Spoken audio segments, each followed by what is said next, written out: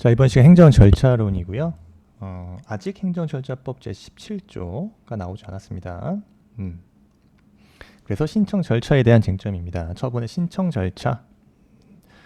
그래서 자, 문제 보면요. A는 유해 화학물 신규 사업을 위해서 관련 법상 요구되는 구비 서류를 갖추어서 행정청 B에게 영업허가 신청했는데, 자, 문제 1번 신청 절차에 대해서 약수를 하시고, 그러니까 17조 아는 만큼 다 써면 되겠죠. 그 다음에 2번 지문이요. 처분의 이유 제시 관련해서 B의 거부 처분 통지서에 A의 구비서를 갖춰서 영업허가 신청 후에 B가 거부 처분을 하면서 그 통지서에 화학물질관리법상 지정 조건 위반으로 신청에 따른 영업허가를 불허한다라고만 기재되어 있다. 이거죠. 그래서 처분의 이유 제시에 대한 우리 그 판례의 입장을 적어주시면 되겠네요. 그 이유 제시 정도를 완화해서 해석하고 있는 우리 판례 입장을 적어주면 된다. 그래서 거부 처분의 절차상 하자에 대해서 검토하시오입니다. 그래서 논점 잡아주시면 이렇게 목차를 잡아주시면 됩니다. 그래서 이 목차를 바탕으로 자, 먼저 문제 1번이죠. 신청 절차에 대해서 약수를 하시오라고 그랬어요. 신청 절차. 그럼 행정절차법 17조에는요. 행정청에 처분을 구하는 이 신청은 어떻게 됩니까? 문서로 해라 라고 규정되어 있죠. 다만 처분을 신청할 때에 어떻게 할 수 있다? 전자문서. 전자문서로 신청하는 경우에는 언제 신청한 것으로 본다? 행정청의 PC에, 그죠? 컴퓨터에 입력된 때 신청한 것으로 본다 이겁니다. 그 다음 두 번째 쟁점은 자, 편의를 제공해야 된다. 그래서 행정청은 신청의 편의를 제공해야 되는데 그 구비 서류, 이 키워드죠. 구비 서류, 그 다음에 접수 기관, 그 다음에 처리 기관 등 그 밖에 필요한 사항을 게시하거나 편람을 갖추어 두어서 뭐 할 수 있도록 누구나 쉽게 열람할 수 있도록 해라 이겁니다. 요 정도 적으시면 되고, 그 다음에 세 번째 접수요. 행정청은 자, 신청을 받았을 때 접수를 보류하거나 부당하게 반송, 되돌려 보내서는 안 되겠죠. 다음에 신청을 접수하면 뭘 줘야 된다? 접수증을 신청인에게 주어야 됩니다. 그 다음에 행정청은 신청에 구비서류 미비 등에 흠이 있는 경우 어떻게 해야 된다? 보완해서 다시 제출해라. 즉 필요한 상당한 기간을 정해서 보완을 요구해야 됩니다. 그 다음 처리요. 처리. 행정청은 어떻게 규정되어 있냐? 다수의 행정청이 관여하는 처분을 구하는 신청을 접수하는 경우 관계 행정청과 그죠? 신속한 협조하에 처분이 지연되지 않도록 해야 된다. 이 정도 적어주면 될 것 같아요. 그 다음에 행정청은요. 신청인의 편의를 위해서 어떻게 한다? 처리 기간을 종류별로 공표하라. 처리 기간을 종류별로 미리 정해서 공표하여야 됩니다. 그리고요. 처리 기간이 정하여져 있는 경우 원칙적으로 그 처리 기간 내에 처리가 이루어져야 된다. 다만 부득이한 경우 행정청이 부득이한 사유로 그 처리 기간 내에 처리가 곤란하다면 당해 처분은 처리 기간 내에 한해서 몇 회? 1회입니다. 처리 기간 내에 한해서 1회에 한하여 기간 연장할 수 있다. 이 정도. 그 다음에 신청 효력 발생은 도달주의다. 신청 효력 발생은 언제? 행정청에 도달된 때 그 효력이 발생된다 이겁니다. 당연히 전자문서인 경우는 언제가 효력 발생되죠? 행정청의 컴퓨터 등에 입력된 때 도달된 것으로 본다. 이 정도 적어주시면 되고요. 두 번째 쟁점에서 처분의 이유 제시요.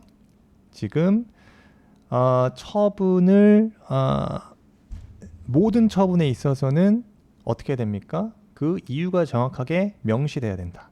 즉 그 처분의 근거. 여기서 우리가 법령이죠. 근거가 되는 뭐 법령 같은 경우요. 법령이나 부관, 취소권 유보와 같은 부관 등을 명시해야 된다 이겁니다.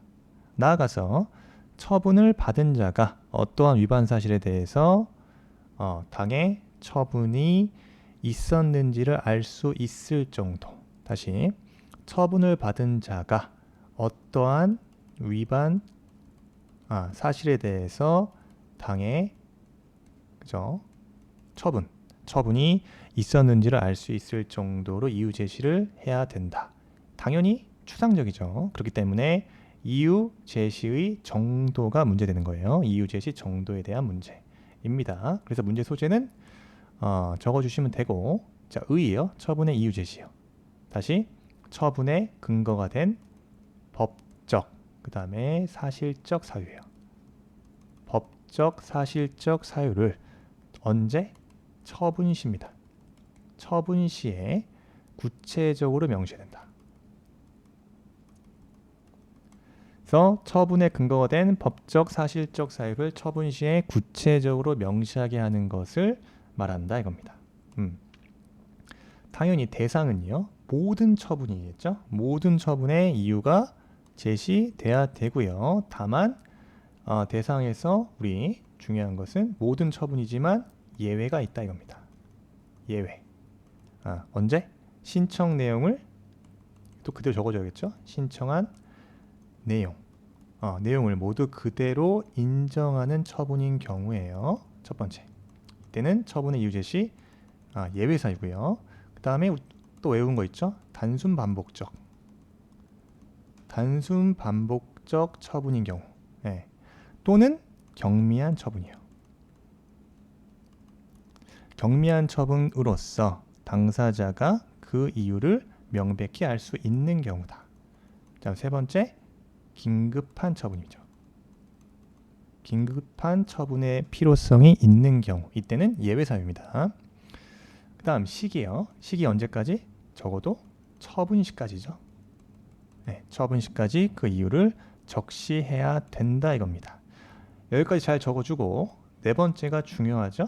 자, 대상에서 예외 사유 중요하고 그 다음에 이유 제시의 정도에 있어서 우리 판례 입장 최대한 있는 그대로 적어줘야 된다. 왜? 행정절차법상에 이 이유 제시의 정도에 대해서 명시적으로 규정하고 있지 않기 때문에 판례의 해석에 우리가 따라야 한다는 거죠. 따라서 판례 입장 어떻게 본다? 이렇게 보고 있죠.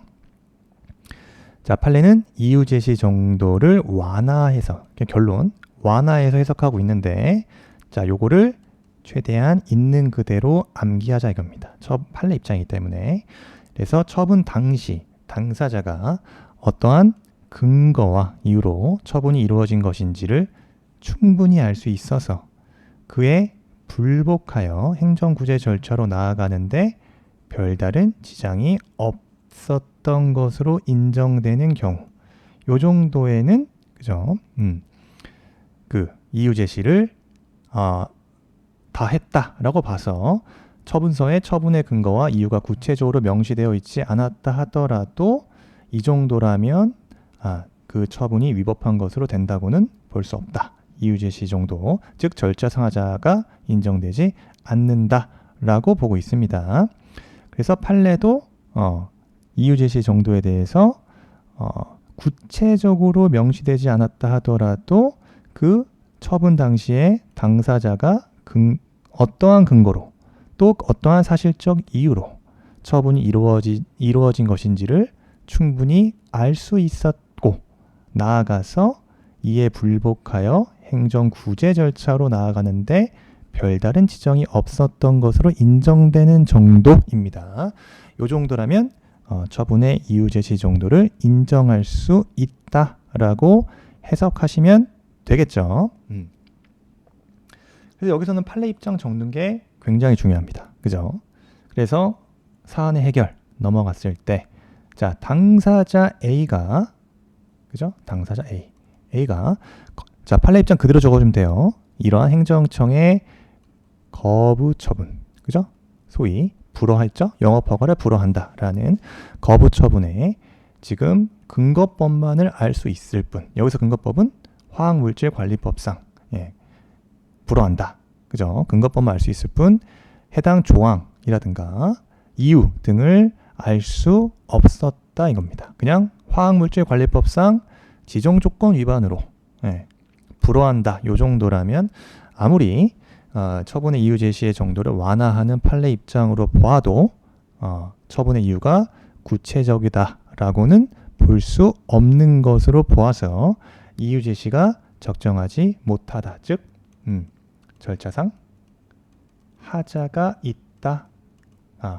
서 위법한 처분이다. 라고 결론 내리시면 되겠습니다. 자, 여기까지요. 수고하셨습니다.